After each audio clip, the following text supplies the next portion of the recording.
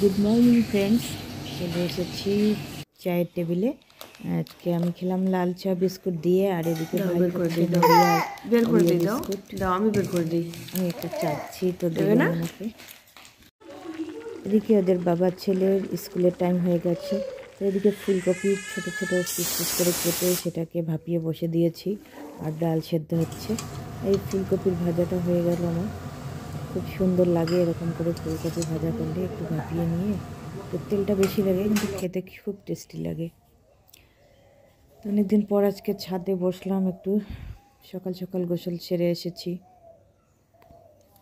আমাদের একটা গাছে পেঁপে পেকে গেছে, তো সেই পেঁপেটাকে দেখছি একটা পাখি কি সুন্দর করে খাচ্ছে। একবার ভাবলাম পাখিটাকে তাড়িয়ে দিই, আবার ভাবছি না, আপনাদের জুম করে দেখাচ্ছি দেখুন। আবার ভাবছি যে না, পাখিটা ওরও তো খাবার প্রয়োজন আছে, খেয়ে নিক পেঁপেটা। ওর খাওয়াটা দেখলেও খুবই শান্তি লাগলো, ছাদ থেকে বসে ওর খাওয়াটা উপভোগ করলাম। রাস্তা দিয়ে ফেরিওয়ালা যাচ্ছিল, জোরে মিউজিক চালাচ্ছিল, তো ব্যাকগ্রাউন্ড সাউন্ড অফ করে দিয়েছি কারণ কপিরাইট আসার ভয়ে। আর এবার শীতের সময় আমি বেশি ফুল কিনতেই পারিনি। এখানে অল্প কয়েকটা ফুল ফুটেছে সুন্দরভাবে, এবার বেশি ফুল লাগানো হয়নি। লাগিয়েছিলাম অনেকগুলো কিন্তু মরে গেছে, মাঝখানে একটু কুয়াশা ছিল। আর নিচে অনেক আছে, চন্দ্রমল্লিকা আর অন্যান্য ফুলগুলো আছে, ওগুলো দেখাবো আপনাদের। এখানে আছে আলু সেদ্ধ, ডিম সেদ্ধ আর পেঁপে সিদ্ধ। এটা হচ্ছে ভাইয়ের খাবার, দেখুন ও কত সুন্দরভাবে খাচ্ছে। সব থেকে বেশি ডিমটাই পছন্দ করে, আর কথা শেখার আগে ডিম কথাটাই বেশি বলতে পারছে। মাম্মাম, বাবা আর হচ্ছে ডিম। ডিম কথাটা খুব সুন্দরভাবে বলে।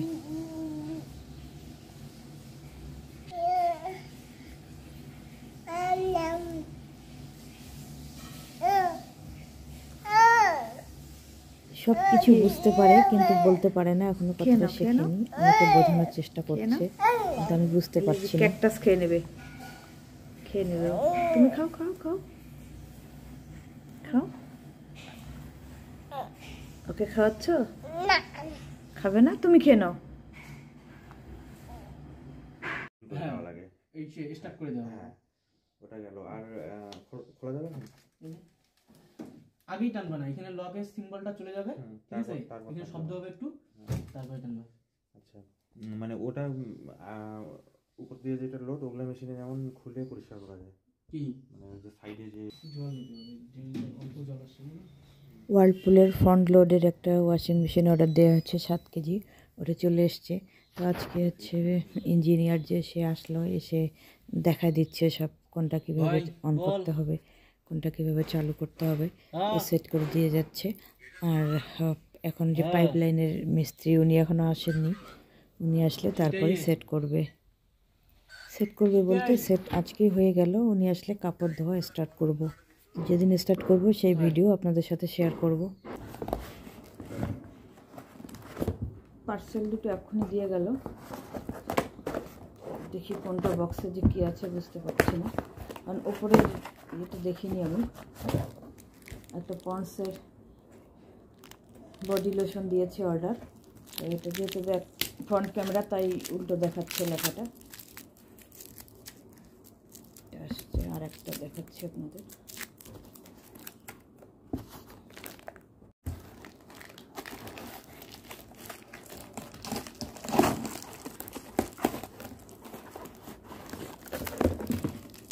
আর একটা দিয়েছি মামা আর্থের শ্যাম্পু, এটা আপনাদের ব্যাক ক্যামেরা দেখাচ্ছি।